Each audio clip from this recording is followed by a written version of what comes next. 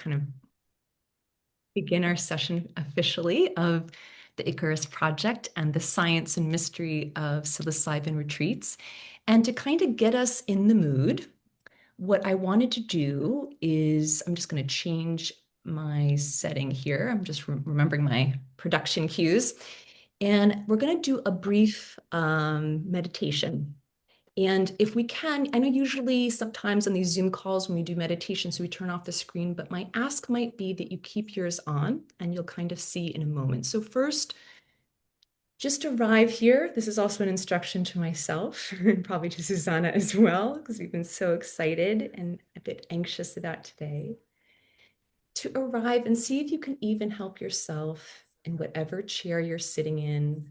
Just get a little more comfortable, whether it's kind of resettling yourself, your back, regrounding your feet, and just settle in the space. And what I want you to try to bring to mind as you settle is something in nature that has made you feel in awe. This might feel like a lake, an ocean, a sunset, a creature, a flower. Don't think too much about it, but just think about the last time you felt really overwhelmed by the beauty of something in the natural world.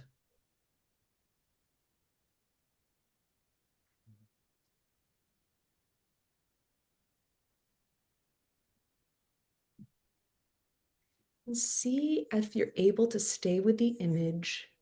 See if you're able to take in how that feels in your body.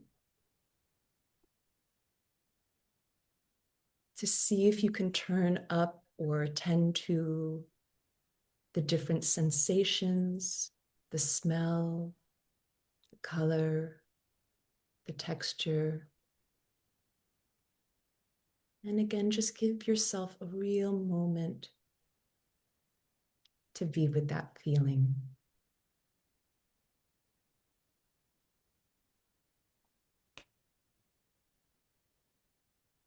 And really just appreciate this incredible image, if you're able to conjure it up, of kind of the wonder of the natural world that's all around us.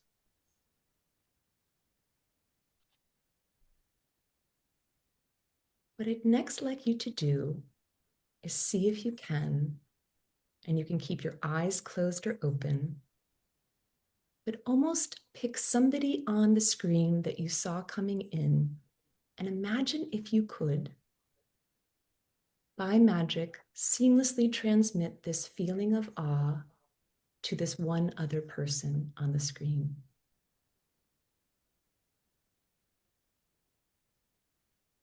See what that's like to give this to somebody else, to share this with somebody else. And then imagine also that somebody's sending something back to you, to see what it's now like in your body to receive someone else's experience of awe.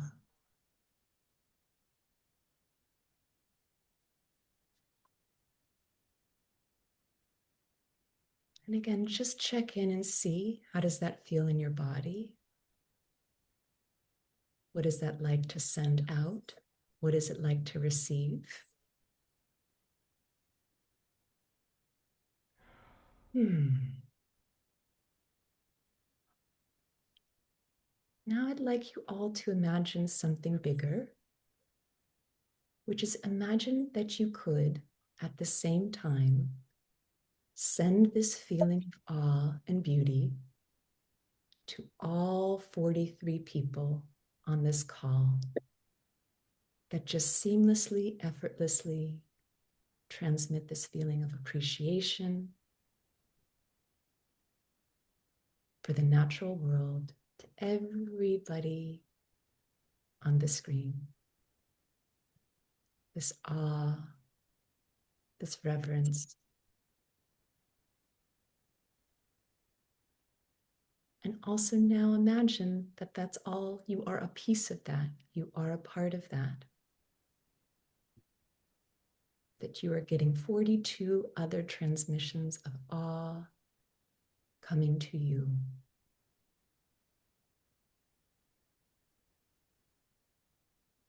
And just check in again to see, how does it feel in your body? What is this like to receive? What is this like to give?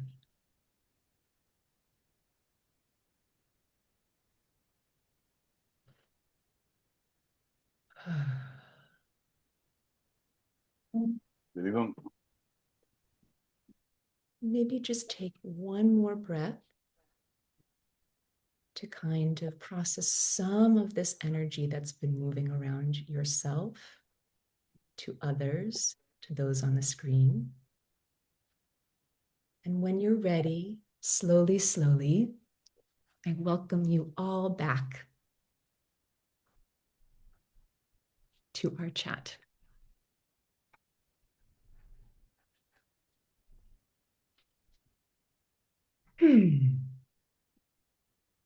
Okay.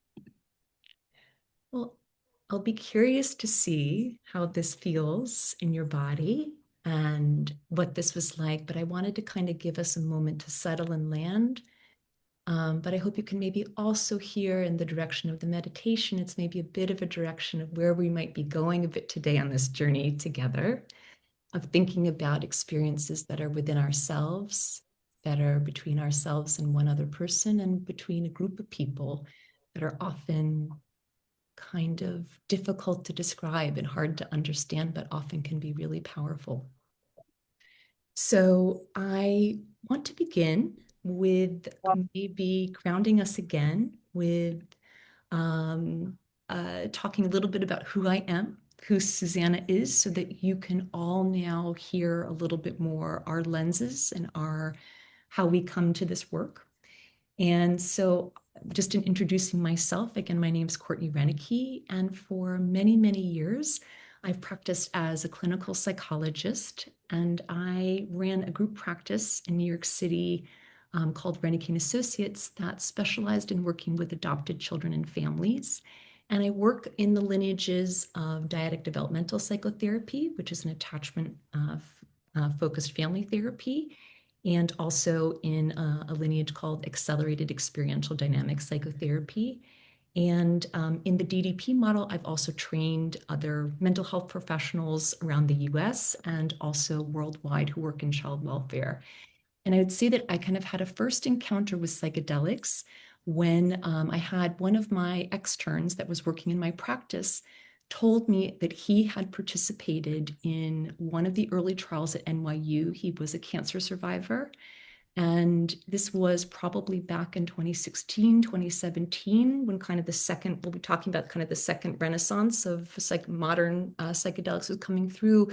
And he really told me in real earnestness how much it had changed his life to go through this trial and have this therapeutic encounter with psychedelics. And it got me really curious. And then I started to have clients that were coming in and telling me, one individual in particular who had lost their mother during 9/11, that had a kind of small group, not supervised, but kind of with intention, psychedelic journey.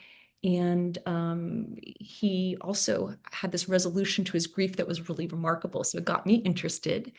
And now I've certainly in the past several years had my own experiences with psychedelics, which I'm very happy to talk about and share. I think it's important in this space with MDMA and psilocybin, 5-MeO-DMT, and also ketamine. So those are experiences I can speak firsthand to, although we'll be speaking a lot about psilocybin today. And I also wanted to mention that I recently went back and completed a master's in systems psychodynamics. And part of my, not part of it, the focus of my master's thesis was on kind of psychedelics and their reemergence in culture. And for that study, I talked to people about thinking about why are they back, and why are they back in this way that seems so tied to Western medicine and Western clinical psychology, as well as kind of got a chance to talk to people who were considering and had completed psychedelic journeys. So I can kind of talk from that perspective as well. So that's a little bit about what kind of got me in the door. And I want to hand this over now to my business partner and dear friend, Susanna, to say a little bit about herself as well. Yes, thank you, Courtney. Yeah, my name is Susanna Hinderks. Actually, my path to psychedelics is quite a different one. I think my first psilocybin experience was almost 36 years ago today. So I was a very adventurous teenager. Um, and for about 15 years or so, I mostly used psychedelics in a very recreational way. I was working as an underwater photographer in Indonesia at the time. I was living on this fantastic boat, guiding people underwater. And there was one of my dive clients was a psychiatrist from Switzerland, and he overheard me and my colleague that were hoping to maybe go to the mushroom bar later that evening. And he said, "That seems crazy that you would do this for fun. I work with these substances in clinical practice in Switzerland." And it was a real light bulb moment for me because it made me ask myself, who would I be if I hadn't had all these experiences? What would my life be like? And I immediately dove into the science of things, and I was very curious and went to all kinds of conferences, and that kind of started me on the path of also participating in group retreats and seeing how, with a serious intention, what a totally different experience it can be. I mean, I will not knock recreational experiences as such, but Mhm. within a safe container, it was, of course, something dramatically different. I am a yoga therapist. I'm also a coach. I'm a body-oriented coach, and I have had about 15 years of practice in supporting people in altered states of consciousness. A lot of it with psilocybin, however, also with other plants that used to be. I live in the Netherlands. I am originally German, but I live here. And ayahuasca used to be legal here. Sadly, it's no more. However, I used to organize and assist and co-host many ceremonies also with another plant called Iboga, which is now getting a bit more press through the fantastic study results with addiction and trauma. So I have kind of ventured into the field of assisting these ceremonies for the last 12, 13 years quite actively. I've had my own company for the last 3 years. And I could not imagine a more wonderful job, to be quite honest. Mhm. And I think that is it for the moment, to not go too much over time. I will hand it back to Courtney. Thank you. Well, I mean, I think this maybe brings us to today in this project, and maybe what, we'll certainly talk more at the end about other things that we've planned, but I think you and I came together through these different disciplines and lineages that we have because I think we felt like there's a lot happening in this space, and I think it was really important for us to maybe start something that was geared for really curious, sometimes skeptical people who really want to know um, more coming out of their psychedelic retreats, that obviously want places that are really safe and welcoming and to their experiences, but to stay in dialogue with us beyond the retreat. So we'll be talking a little bit more about this Icarus project and a little bit about, some of you maybe seen the logo and thought about the name, but we're really thinking for what happens beyond just the launch and the ascent, which can be kind of like this psychedelic experience, and what happens after that. What happens if we're not scorched by the sun, but that we kind of find our footing on the ground. So that's our hope for today. All right. So let's Yes. maybe get to like, what are we talking about here with psychedelics? Yeah, so maybe we will begin our conversation here. And just to remind you, as Susanna was saying, any questions, just pop them in the chat and or come off mute and let us know. So, how we're going to start today. There's a nice quote from Robin Carhart Harris that a friend sent me, which maybe is a good setting of intentions for the day, which is that psychedelics don't just reveal content, they tease us into interpretation. They show us how hungry we are for meaning, how quickly we want to turn images into stories, natural mythology, and poetry into rules. The temptation is to mistake the intensity of an inner vision for proof of its literal truth. The task, as always, is to stay open, which is our invitation for today, without becoming credulous. And this can be for the mythological parts and also for the neuroscience parts. There's that can be lulled, we can be lulled into that too. And to honor the mystery without forcing it into a conclusion, to stay open. So that's our invitation in terms of our tone today. So again, just starting really concretely and reminding everyone there's no silly or dumb questions ever. What are psychedelics? What are they? And one thing that they're not, just to be clear, is that they're because they've been lumped into classification with other illegal drugs. They're not cocaine, they're not marijuana, they're not heroin, they're not opioids, and they function quite differently, which we're going to talk a lot about.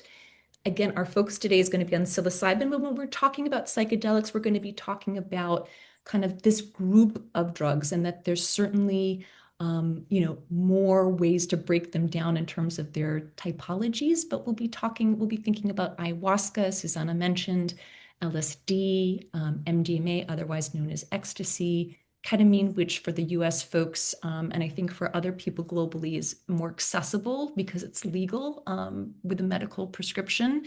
Psilocybin, we're talking a lot about today. Ibogaine or iboga, which Susanna also mentioned she's got experience facilitating with, mescaline or peyote, and DMT. So we're not going to get into the details of all of the elements of kind of what these are, but just so that you know, when we say psychedelics, this is the umbrella of mind manifesting or soul manifesting kind of substances that we're talking about. And just so that you know, generally we're looking at things globally, that in a year reported, around 2% of the global population reports using one of these at some time, and maybe about 5 to 10% lifetime across maybe 20 different countries. So broad use, but not very many people have had experiences with psychedelics, at least that they report to the UN drug surveying people. So who knows what that actually means, but just to get you a sense. And Susanna is going to tell us a little bit more about what is psilocybin. What is psilocybin? You can see on the screen that we have the cubensis as one strain of mushrooms, and on the right the image is it's actually the image of some truffles. That's what we use here in the Netherlands. Weirdly enough, the mushroom itself isn't legal, but the sclerotia, which is basically the part under the ground, is legal. So psilocybin is a naturally occurring compound in many mushrooms. It's for sure 100. It's now actually species are still being discovered. So I would say it's more headed towards 200 different types of mushrooms. They also grow all over the world, other than in Antarctica. I think they're on all continents. Psilocybin itself is inactive. Like the body has to metabolize the psilocybin to turn it into something called psilocin, which then creates the psychedelic effect. The psilocin is binding to the serotonin receptors, namely the 5-HT2A receptor. And that is what's involved in mood and emotions and meaning making and novelty and all that kind of good stuff. I'm not sure if there's another slide for the history, or do you want to add anything? Yeah, maybe I want to go to that. And before we go to history of just talking about like when you ingest some of this, as Susanna's saying, to turn it into the psilocybin, it takes about 40 to 60 minutes before you'd feel an effect. And that the typical kind of journey with a single dose of psilocybin would be between 4 to 6 hours. So that's kind of and that the safety profile generally, like in terms of meta studies on psilocybin, looking across the board, we can talk more about the particulars, but in meta analysis, usually Transient nausea, headaches, fatigue, and anxiety tend to be the most typical things reported, even though I think probably what some of us are going to be holding, which we'll talk more about later, is worries about, am I going to lose my mind? Am I going to have something that's going to give me a psychotic break, something like that? We'll talk about that, but that's not actually what's reported in terms of the medical literature. And so, as Susanna was saying, and I don't know, Susanna, if it's okay for me to start this and slide and then hand it back to you. Yep. Just that, as Susanna was saying, psilocybin is found on every continent except for Antarctica. We think it's been in use for 10,000 years at least, and that you can see some of the graphics on this painting. I think sometimes when we think about psychedelics and psilocybin, because of how Western culture has kind of categorized them, we conjure up maybe certain images and places and cultural contexts for their use. But in fact, there's been, psychedelics have been used in ancient Egypt, Aboga, as Susanna was saying, in Central Africa. In India, we have representations of the Soma ritual, which we think psilocybin was involved in. This other cave painting here found in Algeria of this kind of amazing mushroom man. And in Russia, in Siberia, there's shamanic cultures there, in China with hallucinogenic herbs. And in Greece, where I am calling in from tonight, not far from me in Athens, is Eleusis, which is the site of the Eleusinian Mysteries, which they think there is an ancient psychedelic called kyklon that was used in mass rituals where there would be hundreds and thousands of people doing psychedelics together. So I just want us to kind of hold that of where this substance is found, this mushroom, all of maybe the history that's around us. I often think of psychedelics and psilocybin in particular as kind of hiding in plain sight. It's all around us and unknown or kind of not spoken of, which I think is really interesting.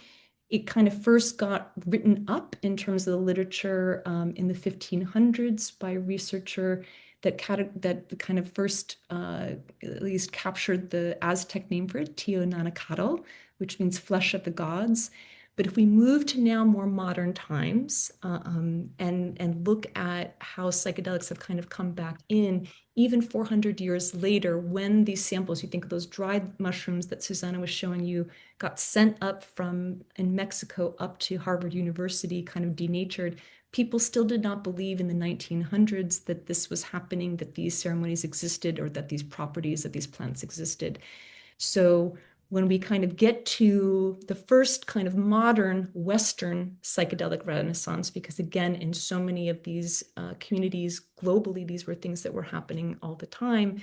We have this incredible picture from Life magazine showing Gordon Wasson, who was the CEO of JP Morgan and kind of an amateur mycologist or ethnobotanist. And we can kind of imagine the story of this white Western man coming down to Mexico to Maria Sabina, who was a Mexican Kundinera medicine woman. And of course, in true white American male fashion, then purported that he was kind of the first white man to ever do psychedelics, which was certainly not the case, but this is kind of what gets it back on the map and maybe documented. And at the same time, all of this is happening, someone is sending mushrooms also to Albert Hofmann, who was the person who founded LSD, and his pharmaceutical company in Switzerland was producing a psilocybin-based pharmaceutical back in the 1960s. So again, as I'm kind of saying, this idea that it hides in plain sight, I hope you're kind of getting a sense of the global nature of it, maybe the recency that this substance has been rediscovered, even though they've probably been around for thousands of years. And so this brings us to today to think about, again, if we're thinking about just globally, all the places where mushrooms have been found, all of these different cultures where psilocybin's been used mostly in spiritual ceremonies and always in community. We now have that kind of mapped onto where is it legal to use. And as Susanna's saying, Netherlands is one of the places in the world because there's this funny exception with the truffles where it's legal to use. Certainly there's places also in South America, and this is obviously changing rapidly, but you can see that there's also going to be gatekeeping around needing medical licenses or licenses as they are in the US. I know there's a lot of US folks here on the call. You can see where we're in purple is where there's legalization of psychedelics and psilocybin. And the yellow states is where there's legislation pending. So this is something that's really rapidly changing and evolving. But it's, again, important to think about how we kind of map existing cultures and traditions onto where things are legal. Here's just some other examples of kind of the second renaissance. This is looking at kind of the number of scientific publications. We're going to be talking about many of them today, but this kind of went quiet. You can kind of see the spike from maybe the 60s and into the 70s, but things kind of went dormant. And now my bet is if we extended the slide out into today, 2026, this exponential growth would even be larger in terms of the scientific interest in psychedelics. And we're going to talk a lot about why. This again is just another way to kind of wrap our head around this is kind of the tracker in the US FDA of what's going for approval. And we can see psilocybin has many different entrants of different pharmaceutical companies doing their own. It's also interesting to think about something that's naturally occurring plant being kind of a synthetic version of that being used.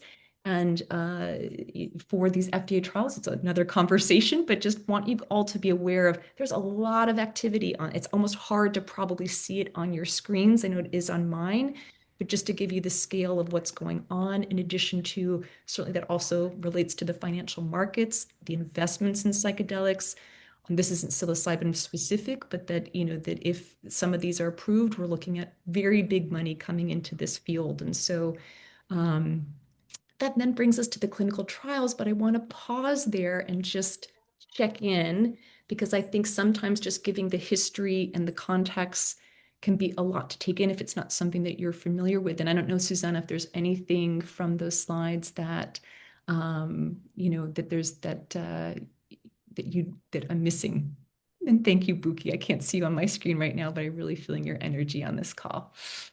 Yeah. No, I think you covered it extremely well. Yeah, I'm curious to see if there's any questions so far because it's a very big topic. Yeah, it is. Are we feeling okay to go? Yeah, maybe we can just kind of, okay, it's been around for a while. It's a lot of places. I know I think I get, the more I dive into the history, I get really interested trying to kind of dismantle what my own Western American thinking is around where this takes place and where these ceremonies take place. And I think that maybe has a lot to do with our next talk, which Susanna and I will share more later with about what knowledges and what kinds of traditions that Western culture has embraced and what it's rejected, but certainly more for another time. All right. I'm sensing this group is hungry for the clinical trials. So off to the clinical trials we will go, which is, oops, sorry, the wrong share. Okay, so what's all this fuss about? What's all the money, the research, this renewed scientific interest? So this slide is a lot to take in, but maybe it's just to say when we're looking at psilocybin specifically, these are some of the areas where there's been clinical trials: addictions, alcohol and tobacco, methamphetamines, anxiety related with cancer and terminal diagnosis, ADHD, eating disorders, major depressive disorders, OCD, PTSD, racial trauma, traumatic brain injury, and some exploratory work with neurodegenerative issues. I think when you look at that, you're like, okay, there's a lot happening. But I think what's interesting is that there's been, in these trials, really impressive results in all these areas. And it kind of starts to break the brain in terms of how does one substance make an impact in all of these different diagnoses. I know there's some folks on the call that are therapists and coaches, some folks that just have some knowledge about this, but I think if you have familiarity with diagnosis, it kind of begs the question of what's happening. I will say in terms of these clinical trials already, the anxiety related with cancer and terminal diagnosis, as well as major depression, have already been marked as kind of breakthrough therapies by the US FDA. They have more research, but still none of them have reached the level of approval yet. But just wanting to take that in. And I think this kind of starts our part of the mystery. And I think there's something moving to me about seeing the anxiety associated with cancer and terminal illness, both but how my interest came into this and also where I live now, because I was mentioning those Eleusinian mysteries. That's where Plato was. That's where a lot of Western philosophy we think might have been born and born from some psychedelic, in part by some psychedelic use.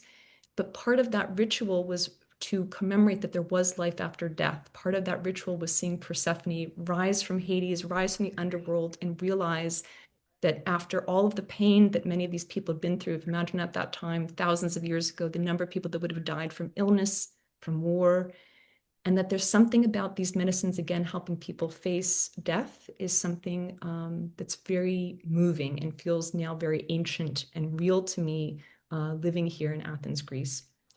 And I think it's also an invitation to get out of our dose dependent. You take a medicine, it solves this, it solves that, this kind of Western medical model. It starts to loosen it up a little bit. And I think the invitation from this wonderful anthropologist, Eugenia Foutu, to kind of think about this idea of epistemic justice, think about the knowledge coming from traditional indigenous wisdom and can we invite it back into our world. So let's look at these with a little bit more of a close eye so you can kind of see what's going on. I wanted to start with the trials for major depressive disorder because there's been now a recent publication looking at a 5-year span. So these are all coming out of, I think, the Johns Hopkins Psychedelic Consciousness Lab. And again, the reminder also for all of us, right? We're going to be curious and kind of skeptical about everything. These are trials with small numbers.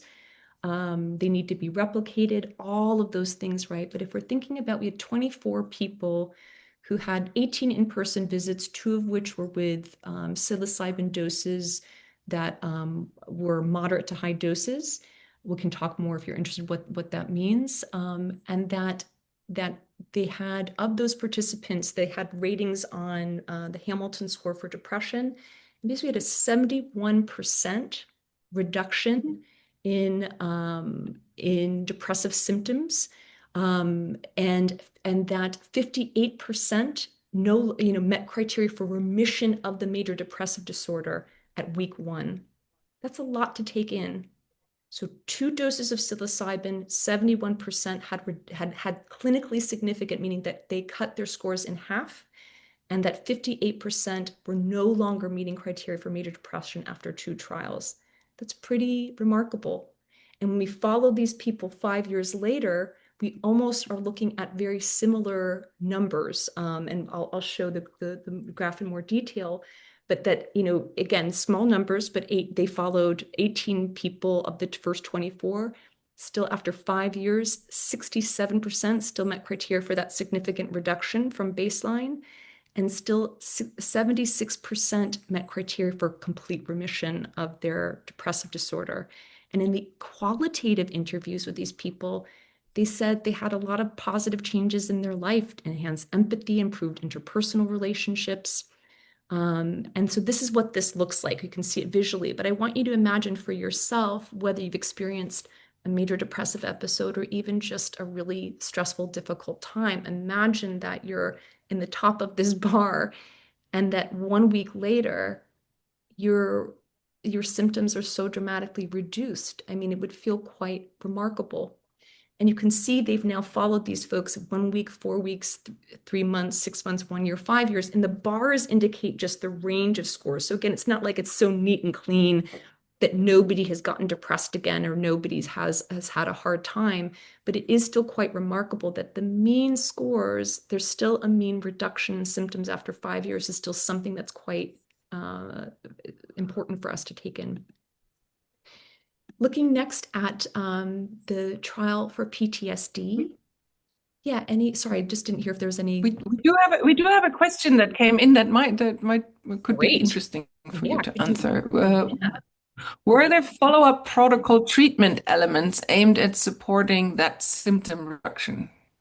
It's a great question. They say in the study that there was that that part was heterogeneous, that the researchers themselves were not doing, after those 18 visits, they were checking in with them and giving them the Hamilton score ratings, the depression scales, but they weren't doing any interventions.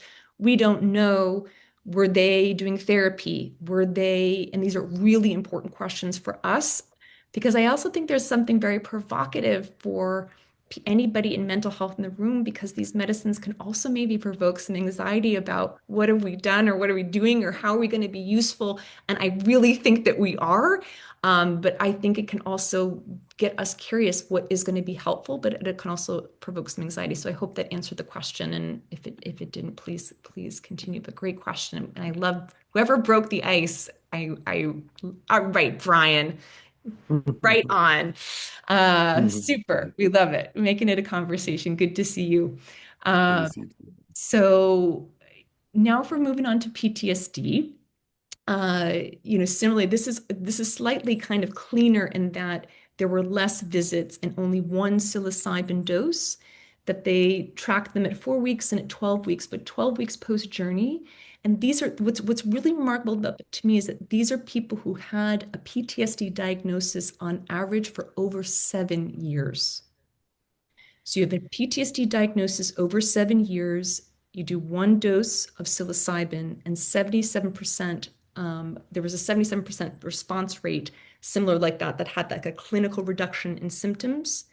And over half had a remission of their PTSD with no serious adverse events.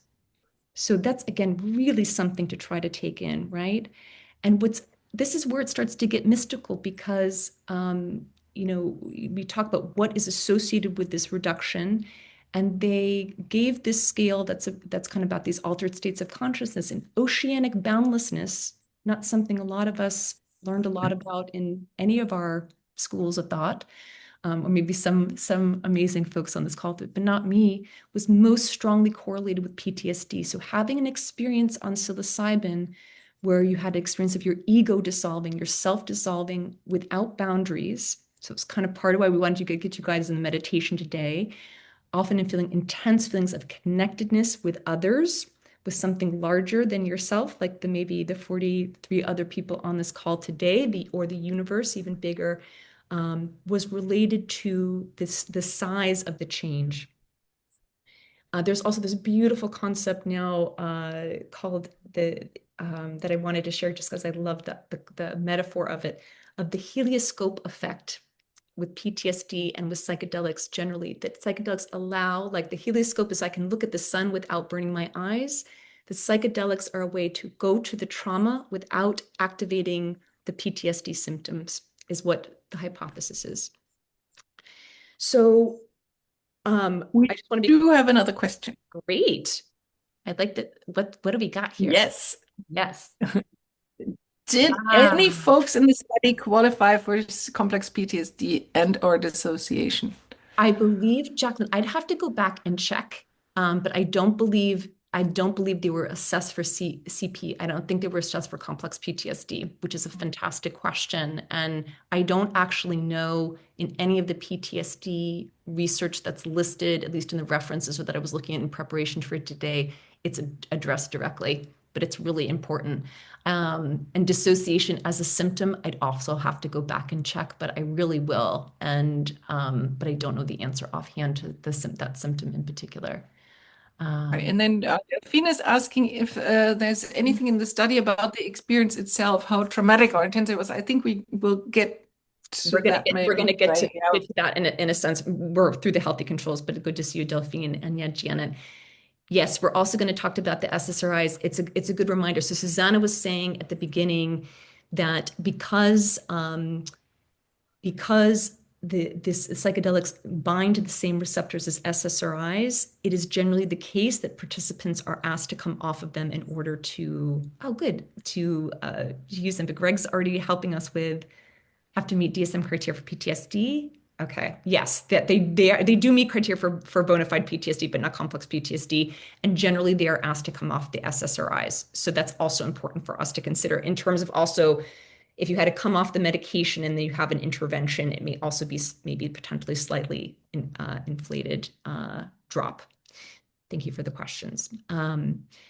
These are for healthy controls. This is not our language. It's not how Susanna or I or anyone associated with the Icarus Project thinks about this distinction, but just wanted, it's a clinical trial term, but also just wanted to mention that even with people who don't meet a clinical diagnosis, which is right now most of the focus is on, there is signs that psychedelics and psilocybin can have a positive impact. This is coming from Griffiths, that it's people report it being the single most important spiritual experience of their life, an increase of life, sense of life satisfaction, positively change their behavior, have had mystical type experiences.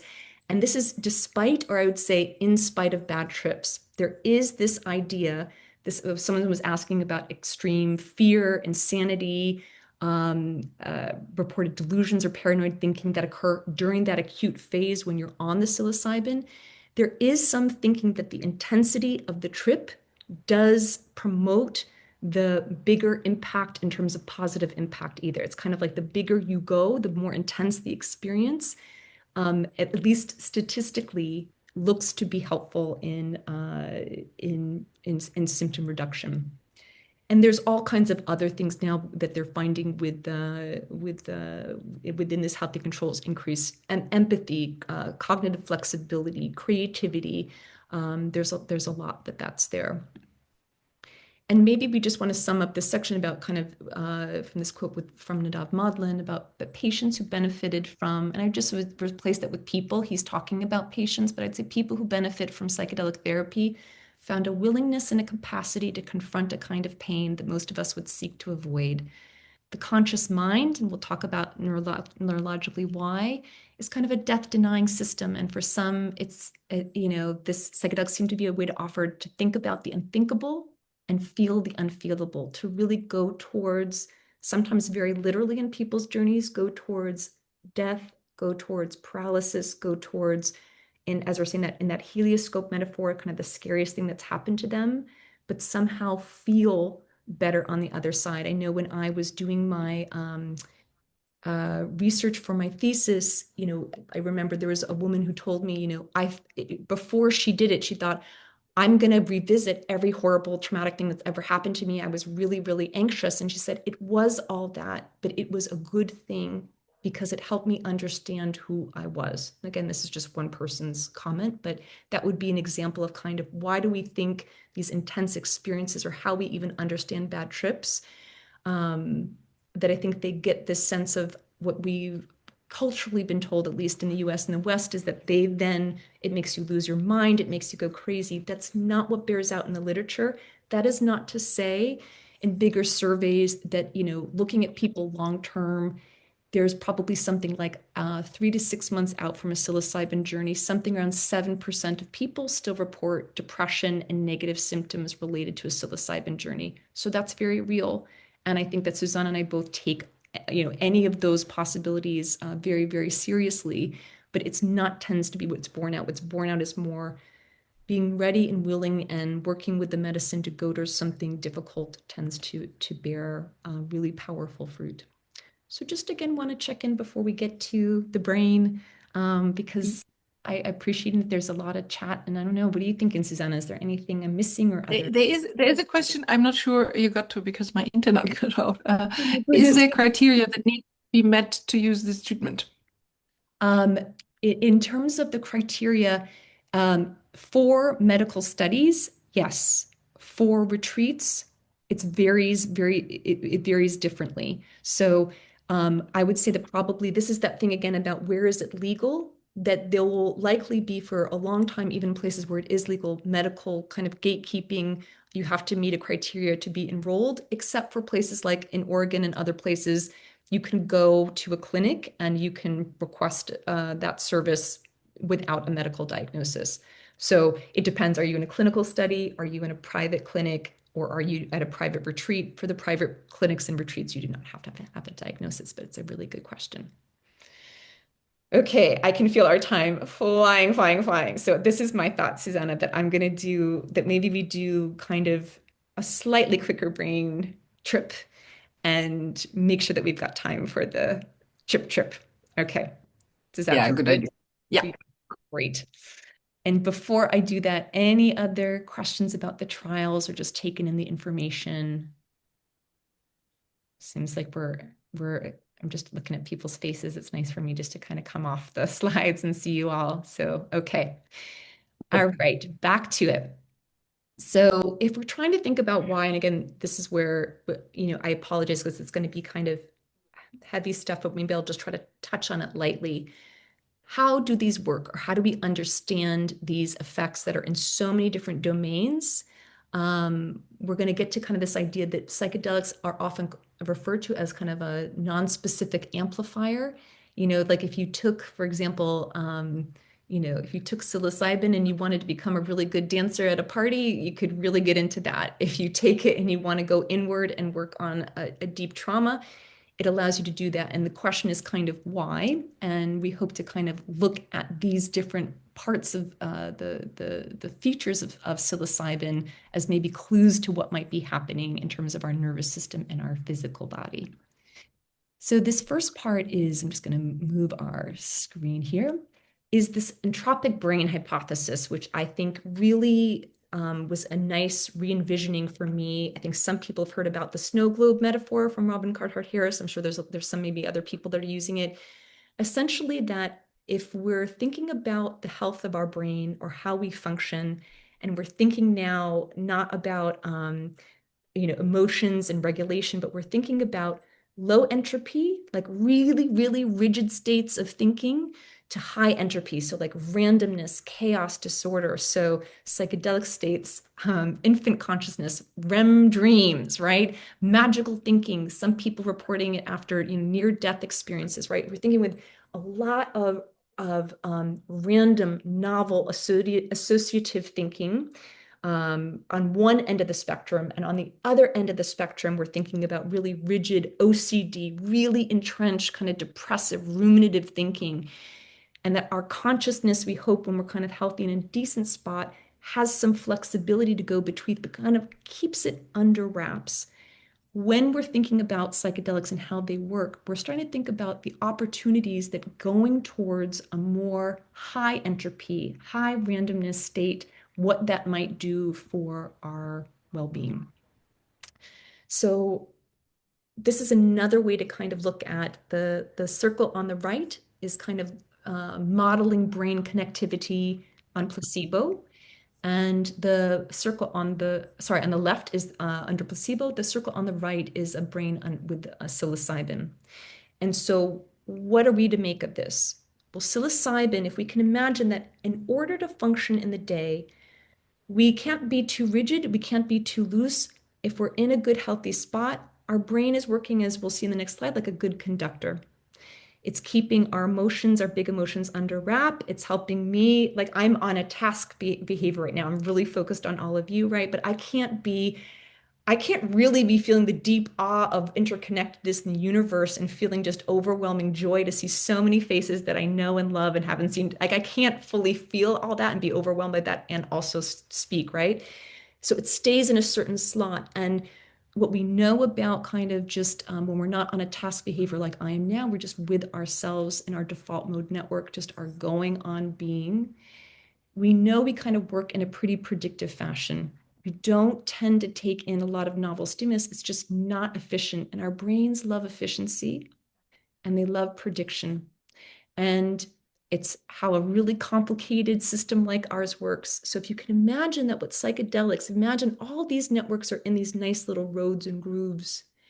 And that literally what psilocybin does is kind of level the playing field and allow all these novel connections to go and play with each other.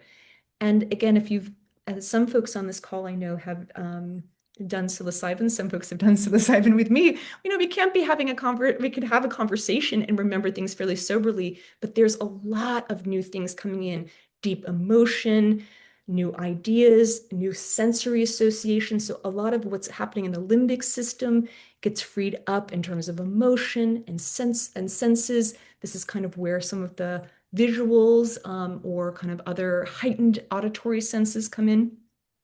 So why does this matter? I'm going to skip for this for now, other than to say there's a wonderful paper, if you're a Freudian, from Robin Carhart Harris about mapping this default mode network, kind of our going on being to ego states, and why psychedelics kind of open us up to more of an unconscious primary state, that high flexibility and novelty. Like, why does that all matter? Because it gives us an opportunity for something new. And I think we're all kind of, if we're here, we're curious either from helping professions, from life, from curiosity, from being a writer, whatever it might be. And how do we evolve and how do we do things differently? And I would say for the people I spoke with who were thinking about doing psychedelics, they had some nagging sense that even though they'd been thoughtful, they'd read things, they've gone to retreats, they've done therapy, they've done the self-help, they know themselves sometimes really well, but they had a nagging sense that there was something they couldn't access, there was something else that they had to express, and that they couldn't get to it in their ordinary state of consciousness. So that's kind of one idea, that psychedelics help kind of lubricate the superhighway to the unconscious, and that allows for big emotions, access to going towards those scarier places, that potentially has a healing property for us. There's so much more to say there, but I will just maybe mention, we're talking about high entropy, high novelty disorder. We're looking at that circle and all those things are happening, and probably there's part of us that are thinking, cool, but these medicines are really serious. And I think the soberness of, will I lose my mind? All this chaos might seem really therapeutic, but it seems really scary to have all these things kind of be unearthed in a way that feels out of control to me. And so I'm just putting here this quote from Donald Winnicott that I thought was interesting, who's best known as a pediatric psychoanalyst. But he says, I contend that the clinical fear of breakdown is the fear of a breakdown that has already been experienced. It is a fear of the original agony which caused the defensive organization, or I would say in my own words, the protective layers, which the patient displays as an illness or a syndrome. And why I think this is relevant to the conversation is maybe a provocation that if you're worried about losing your mind or worried about a fear state, it may be because you've already passed through it and you've already survived it, is maybe the idea for us to think about. And I would say, even though that it's certainly possible in the height of a psychedelic experience, and again, as I was saying from that survey, there's 7% of people that still report negative symptoms after. It's serious and real, and people have had very difficult and hard trips. I do think that is helped enormously by the set and setting, which we're going to talk about. But I actually think the bigger fear and likelihood is that less will happen than you think. And that often the anxiety that all of this is going to happen sometimes builds into situations where I would say it can be equally as frequent that people feel like nothing has happened or not what they think was going to happen. So I'm just putting that out there. And I know, Susanna, if we'll certainly speak more, but I think that that's also a possibility. And I think that letdown and the frustration, especially after all these incredible studies, and maybe you've had friends who have gone off and done something, there's no study where it's 100%. There's no impact where it's 100%. And because these are contextual substances that depend on who you are, who you're doing them with, the setting around you, sometimes not as much happens or something different happens than you think. And it can be really kind of a big, painful letdown. So I want to hold the space for both while we're talking about, will I lose my mind? All right, just again, briefly through complicated things, another thing that we're understanding from psychedelics, and this really comes from Gil Dolan, who's an incredible researcher, is the fast and dirty on this is that we think psychedelics are kind of the master key to neuroplasticity. They are metaplastic. And what we think of, if you think about critical periods like when you're young and it's easier to learn a language when you're younger, we think there's critical periods around affect regulation, how we manage our mood, because that's very dependent on relationships with infants with their parents, and anything that has to do with social and reward learning, our socialization, our communication. And so what we're understanding is the top part of that graph is ketamine, psilocybin, MDMA, LSD, and ibogaine. the acute phase. And what I maybe want to point out is that kind of the longer the acute phase, what we're understanding is the longer the neuroplastic phases. And I'll just narrow it down because of time that for psilocybin, we were saying the journey usually lasts around 4 to 6 hours, or it's saying 3 to 6 hours here. The neuroplastic window, this window of metaplasticity that reopens kind of these possibilities to do things in new ways. And there's a really cool study out now that actually traces like radioactive isotopes and actually looks in real time about how psilocybin recircuits the brain, reduces kind of negative feedback loops, strengthens sensory connections, and that this period, 2 weeks following the experience with psychedelics, reopens these periods of working with your own feelings, connecting with others, which is why, if you think about the clinical trials and exploratory stuff from the beginning, why they're now looking at neurodegenerative disorders, strokes, comas. I know that there's been some interesting studies, not with psilocybin, but with iboga and Parkinson's, which is dear to me because that's a diagnosis in my family. So we've got this, we're moving towards chaos, this entropic brain. We're moving into neuroplasticity and to a 2 week window, we think, there's the acute phase where all of the stuff opens up acutely in the psychedelic state. But then even when we come back to kind of ordinary consciousness, it's still going in the background in terms of possibilities for change, which I think is really exciting. Now let me find my cursor. If I can find it somehow, it's traveled over to my somehow to my iPad, which is sitting here. It's one of those little technological jokes. Let me see if I can shut this down, if it will come back. Here it is. I'd see. Good. I'll have to go offline. Two more things, and then we'll get to retreats. Another super cool thing that's very new to me is that there are psychedelics, but psilocybin in particular, are thought to be anti-inflammatory. So the thinking of how they might work could be because the way that they're working with depression or PTSD, things that are stress related that could cause inflammation in the nervous system and in the body, that they might have systemic anti-inflammatory properties. So there's studies now looking at psilocybin reducing certain inflammatory proteins. And in addition, that while these proteins are lowered and there's this anti-inflammatory effect, this also correlates with positive increases in mood and sociability. So we've got a more going towards chaos. We've got this neuroplastic brain. We've got maybe it's anti-inflammatory. And we also have this really tricky thing, which is it seems that the more mystical experiences, even for atheists, for people who do not identify as being spiritual, there seems to be a very significant correlation between the degree of mysticism experience, which is rated on a rating scale. And this definition of mysticism for this research is a noetic quality, a sense of deep truth and ultimate reality, unitive experiences, being at one with themselves and the universe, and transcendence of time and space. So the more this is happening in a journey, we're seeing a greater correlation in kind of meta-analytic studies across anxiety, PTSD, et cetera, of improvement, which is, again, for maybe if psychedelics are being kind of handed to, or Western medicine is being looked to be stewards of this medicine, mysticism and medicine have a very tricky history with one another, and it's just something for us to reckon with.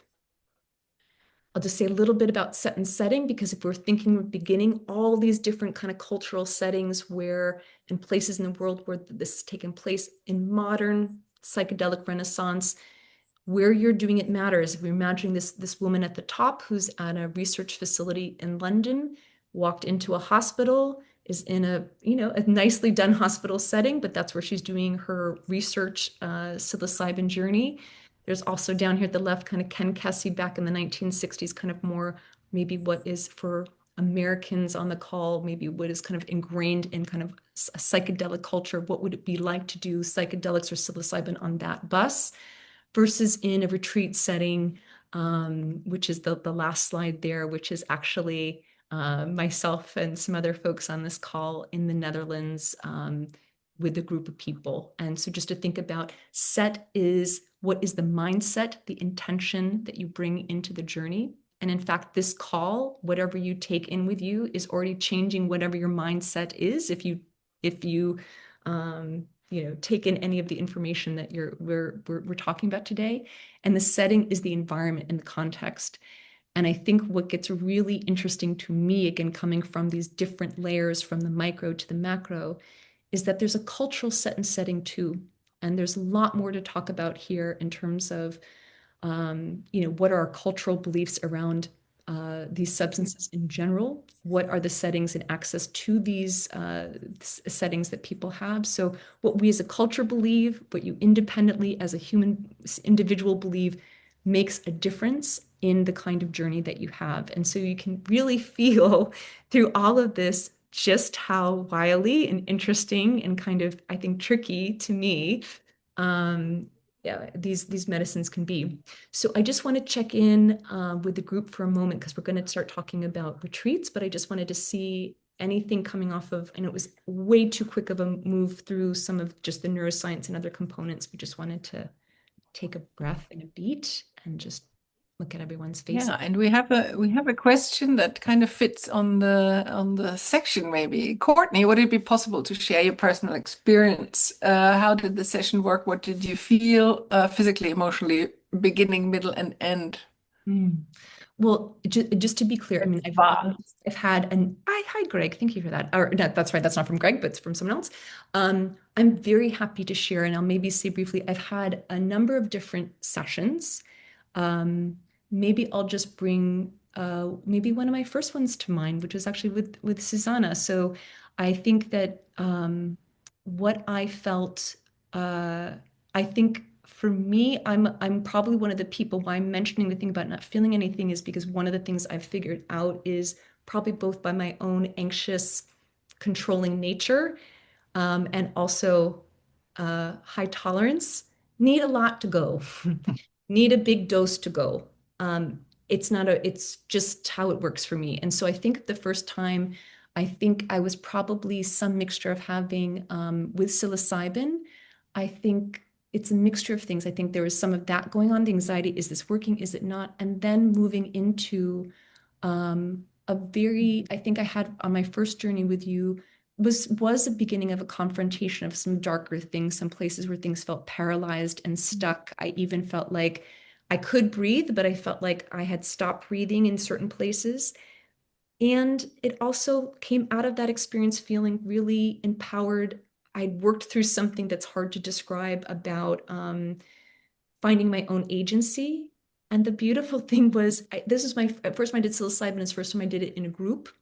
And the power of a group to be in a dark place where other people are in light places, um, anxious places, etc., is really something that I think was very powerful for me from the start. And I wanted to speak more about it now as we're moving into the group retreats and the differences between private retreats. I think coming from, even though the kinds of therapy I've done has been both individual and dyadic, meaning that I work with children and their parents in the room, I think that because this field, we don't work as much in community, and my community group experiences have been so profound of understanding my place in the world, of understanding my ancestry and my lineage, uh, of the sense of connection. I really, this, we'll talk about it. I love this word, this psychedelic humanitas. This is beautiful. Like, it's just, you kind of can't describe it. I think once you experience it with people, and I think that's maybe why some of the folks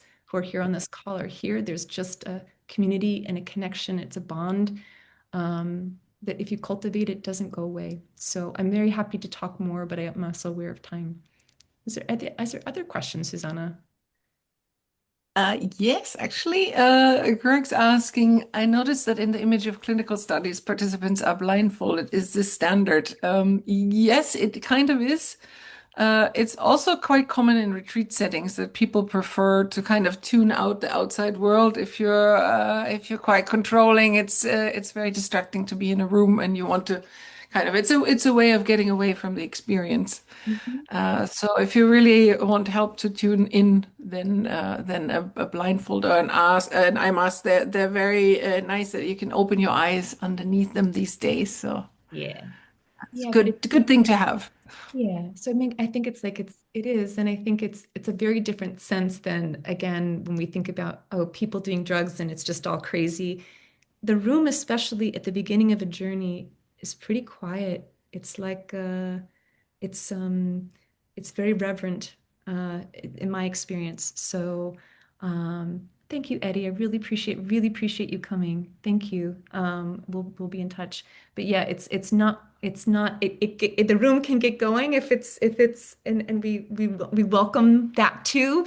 But maybe that's a good just because of time, maybe just to get back to that because I want to make sure we get through some of this and then just leave some free flowing time to chat and hang out. So maybe we'll just get to the groups. So I have this here because I was thinking a lot about this question, especially coming from my first experience. I had an experience with a private session was my first time, but then I've only done group sessions subsequently. And I think people often ask about this difference. And so Harry Harlow really came to mind for any of you who are familiar with that research. And he's most famous for this kind of slide, the picture on the left with the monkey who chose not the wire mother with food, but the mother with the terry cloth for comfort. And I think a lot about, we think about him and about this kind of parental bonding, but he also talked a lot about social bonds and really felt that, hello, Clemens, good to see you. He also talked about how friendships and companionship can heal even neglectful parental situations. And I think even for me, been in attachment a long time, I somehow didn't fully process that part of his work. And I wanted to come back to it because there's definitely a place for private sessions. And I think you just have to know yourself and I think speak with the facilitators. And certainly Susanna and I, it's something we can offer or do offer. I'm going to talk about why group retreats are really special and important to me. One thing just to think about, I mean, it is more working solely along the line of the parental kind of bond of having a reparative relationship with a good private facilitator, especially kind of working in lineages like AEDP, relational lineages, Mm. other just human body-centered lineages like Susanna, where there's a repair of maybe getting good care and presence and undoing aloneness at those moments where things are feeling out of control. You feel like you're losing your mind, you're going towards something very difficult. There's somebody there. I will say there's some other factors to consider in terms of if there's an issue coming in that requires just more privacy that's really appropriate. That there's nature of a trauma or a situation. There's a lot of reasons, but I also want to say I've had some of the most exquisite attunement and repair in terms of what I think about along the parental bond line in group retreats. And what you don't get in a private retreat is this communitas, which is kind of this letting go of all the typical social order and being together in the sense of whether you are coming in and it's I don't have it listed here, but it is on the reference list. There's a beautiful qualitative study done on, and I know this is a very politically loaded topic, but I bring it up here to make a point of Israeli and Palestinians that were in an ayahuasca circle together. And I bring it up because the interviews come to this conclusion of everybody feeling like for that time, there's an experience of letting down the social identity and being together that was very impactful for people. And the translation from increased emotional empathy to increases in moral behavior, we don't see yet in this literature really anywhere else, but it is quite powerful. And I can say, bearing witness to some of these moments in micro moments of a Jewish facilitator on a blanket next to a participant from the Middle East and just in peace, having a moment where somebody lets out a huge roar and you'd think, oh, that would piss me off. It would be the worst. I would hate it. And everybody gets up from whatever thing they were in their own mind and collapse because they knew what it meant for that person is massive in addition. So I just think I wanted to kind of bring that up because I think we're moving psychedelics into a field that's very individualized and individualistic. And I just wanted to kind of get us thinking again about even from those lineages, coming back to Harlow, even though there's tons of problems with Harry Harlow, but he did get it right, I think, about friendship and companionship and mastery. And I will say, I know my place in the world, or I see myself more clearly because of those unitive experiences and because of those experiences of connection with others, I would say. So what do retreats typically look like? They can be typically right now, most kind of private retreats are either 3 days with a 1 day journey, 5 days with 2 days, with different variations of integration and coaching and somatic experiences in between. If we're thinking about set and setting, the difference of, usually if you're going on a retreat, there is that sense of being away from home, being in a separate kind of physical space, traveling, which is already kind of a journey into itself versus maybe staying closer to home, doing a private session, something like that. I think one of Susanna and I's recent chats were Susanna, I think I marvel at her always fussing in the best way possible. So it was about blankets.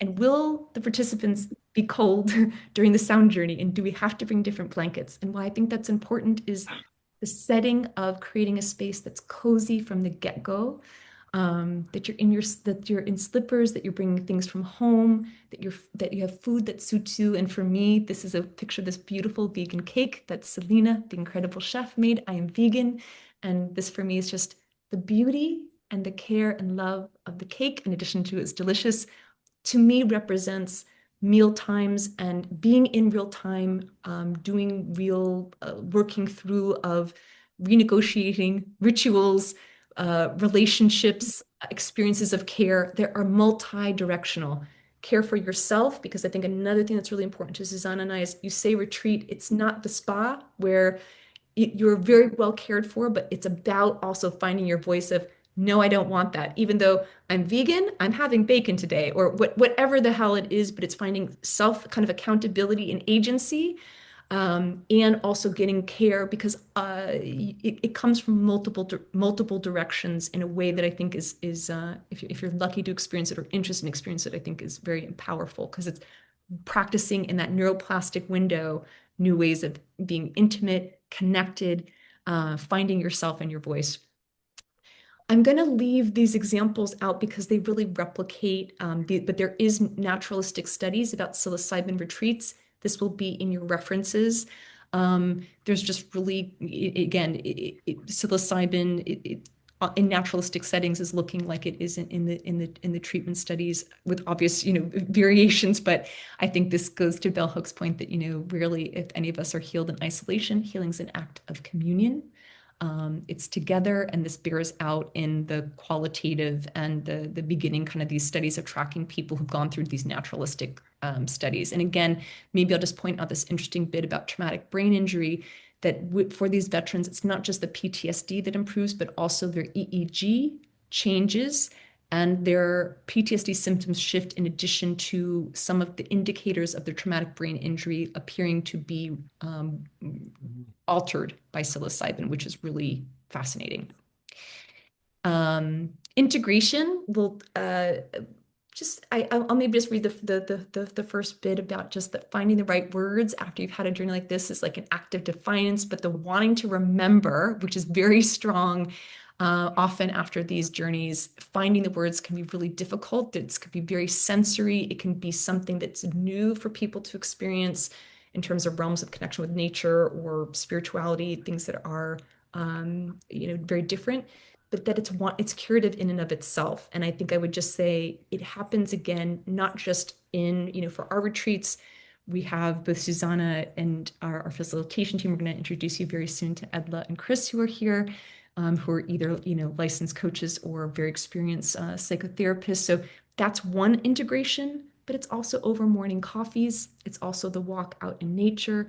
There's many different forms of integration that we'll talk about. It's not just psychotherapy, although psychotherapy after psilocybin retreats is really important. I know a lot of you are here because maybe clients are going and you want to be knowledgeable when they return. There's so many cool things to know about music, and but this feels like it definitely needs to be another thing. But maybe just the cool thing is that there seems to be, there's a difference in psilocybin and what it does versus antidepressants. Well, duh, but it's kind of cool to know. And that there's this increase in even after you have a journey of music being able to evoke joy and peacefulness following your experience with psilocybin and in a way that is unique. So I think that that's again about reopening those metaplastic windows to sensory information. If you really practice them and listen to your retreat journey music, it's there. We'll also say there's much more to say about shadows in this work. I think that's maybe why it's so important to get a sense of who any of us are. But you're here today getting a sense of who Susanna and I are, who Edla and Chris are, who's going to be there, whether it's on research, but I'll maybe just say on retreats.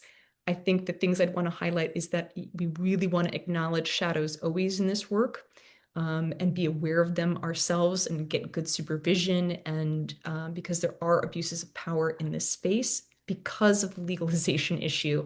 There, even there's we could go on and on about them, but I think that there's the abuses of power by facilitators. I think there's also things to think about in terms of facilitators getting into a space or even researchers that psychedelics are exceptional. They move outside the bounds of any clinical trials or any psychotherapy. There's something that they're so different and unique because of all of some of the reasons we've talked about that they don't fit in the bounds of anything. And I think that those things need to be watched. And certainly there's so much more for us to say. We were saying that both psychedelics appear to be helpful in resolving experiences of racial trauma, but there also is racial disparities in impact, in outcome, and access.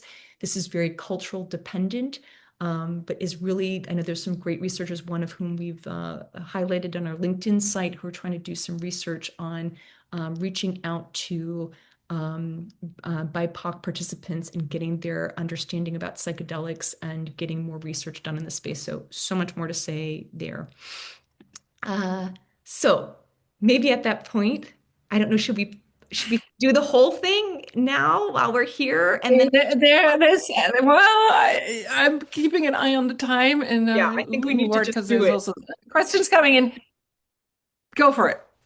Well, I mean, I'm wondering, I think what we'll maybe just do is just talk about the talk that's coming up. And I don't know if do you want to introduce Wouter before we introduce then Ed? Yes, of course. Yes, I'm very, very happy to introduce Wouter. Yeah, we're super excited that for the project that's coming up in March now, we could get Professor Wouter Hannegraaf. He's also a dear friend of me and my wonderful husband. And he will be at the venue as well. He's gonna basically bridge what you experience that might be not only personal but also mystical to help you put it into a context. He's a professor for Western esotericism at the University of Amsterdam. And he will have an intro session on February 4th at 5 p.m. Amsterdam time called The Altered States and the Return of Rejected Knowledge. So basically, since he has personal experience also with psychedelics, he will have a fascinating talk. I've heard parts of it already, and yeah, you're in for a real treat. So that's quite exciting. And to have him at the retreat, so Yeah. that between on the day between the first psilocybin journey and the second psilocybin journey, you can really pick his brain and grill him. That is also really fabulous. I'm super excited about that. Yeah, and I think in a way, again, that's conversational. That, just so as Yes. people, because I think it's like that can sound like super heady.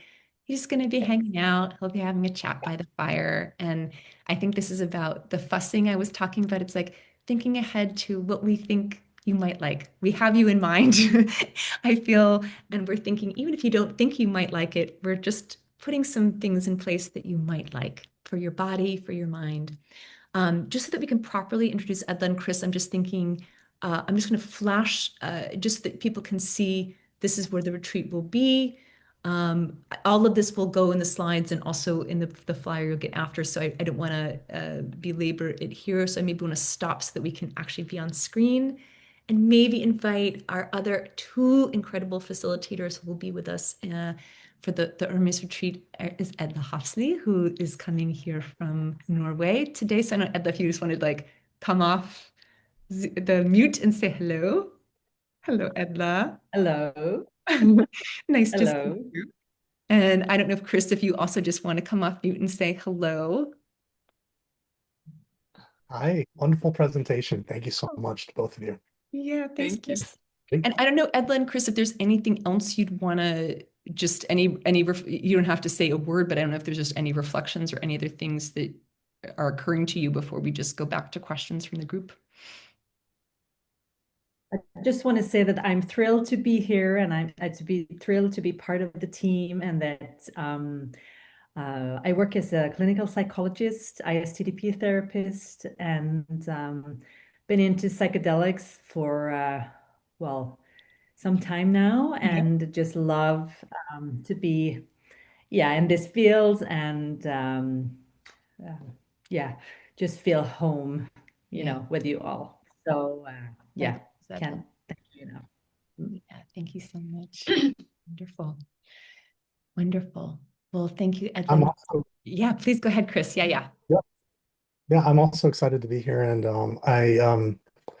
I work also as an experiential psychotherapist that has so many wonderful overlaps with this type of work, with plant medicine and psilocybin, and I'm just thinking, Courtney, how we met I at know. a got really connected Yes, at a tree just like this. exactly. Um, and Exactly. the experience was I'm hoping to replicate here what I got in Yeah. my experience. So it's just so profound and such a wonderful container and yeah, life-changing for me.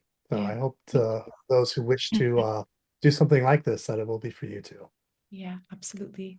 So nice to hear your voice in the space, you and Ed both. Yeah. Thank you.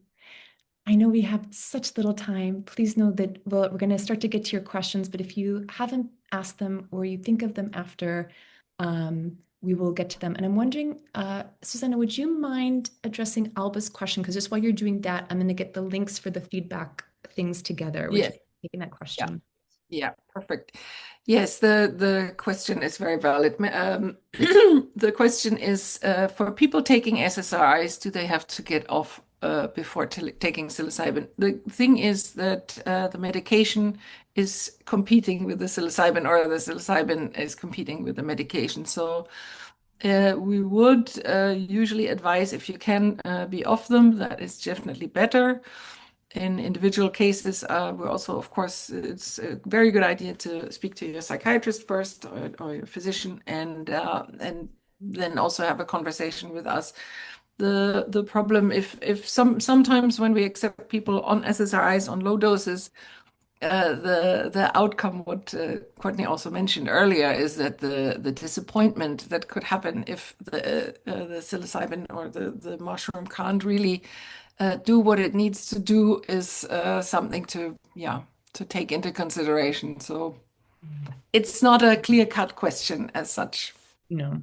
Yeah. I'm just going to put in the chat a bunch of links. You'll also be emailed these, but some people just like to have them, just so you know. There's going to be a link to schedule free consultation with us if you want to chat one-on-one. There's a general feedback form. Anybody who fills that out will get the slides. All this, there's like 20 pages of references because I love doing references. It's a mountain of things. For the New York State therapists, who I know there's some on the call who want to get continuing education, do the continuing education one. You don't have to do both, but this will also be in an email, but I know some people want to have it here as well. Any other maybe last couple questions before we, okay, great, from Jacqueline again. Yeah, thinking about some clients, those experience in utero and relinquishment trauma. Yes, do you recommend starting with one-on-one work? Not necessarily. So this was the thing. I think it's very dependent, Jacqueline. We'd be either Susanna would be happy to chat with you.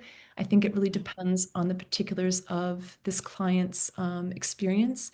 One of the things we didn't get to today that's a huge part of psychedelic research or kind of literature, the field, is Stanislav Grof's perinatal matrices. And it's very typical for people to experience their births and parts of their gestation. And again, this is kind of stuff that feels kind of weird to talk about in ordinary consciousness if this hasn't been part of your experience. I'm assuming if you're working with folks with relinquishment trauma, You might be, maybe these are things you've already explored with them, but it's something that you're actually re-experiencing in kind of symbolic and somatic form. That can happen. That can happen in an individual session. It can happen.